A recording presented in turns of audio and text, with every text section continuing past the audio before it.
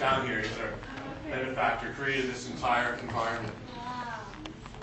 I was surprised when I went to the NIME conference the first time when I presented this, that I felt like I was barking up my own tree, which it was nice, but it was also disappointing because I was hoping I would walk into something that was already underway. But the conference itself seemed to be like heavily academic and heavily focused on theories and about sound and about ways in which people thought sound could be interesting and perhaps wasn't. And also I felt that a lot of the things that were happening were addressed by musicians, electronic musicians, over the last 15 years. So a lot of the topics that were discussed or were being discussed, I felt were possibly dated or possibly only filtering through to the academic world.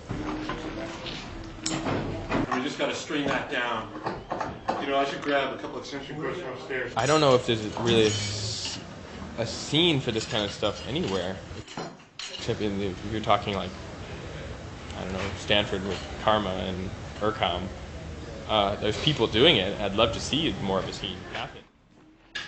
It's all about personal expression as well as performance. It's about having a sound that I want to achieve and a particular style that I want to work in, and building an interface that'll translate the way that I feel I should be able to interact with that sound into something that fits into a gig bag. Nowadays, you've got the band and then you've got the sound dude who sits in the back and adjusts the levels as the interface. So how do you give that back the ability to be something creative, performative, and spontaneous? I don't know. It's hard to say.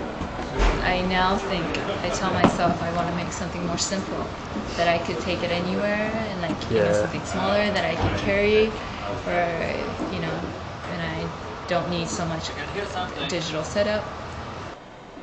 Hans, did you do anything? Yeah.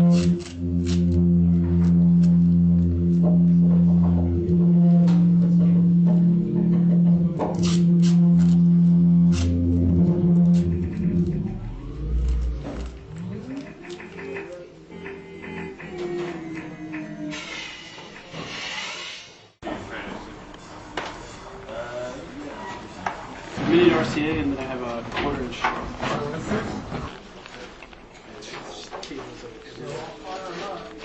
I wanted to play music, but I'd never been in a band. I didn't know how to play guitar.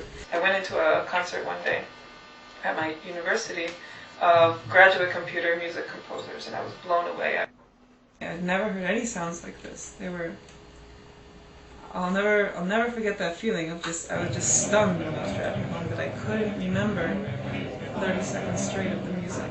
If I had gone to a classical music concert, even if it was a piece I didn't know, a composer I didn't know, I felt like I would be able to recall a phrase, the theme, something like that. But how do you approach music that has no theme, that has no words, doesn't have rhythm?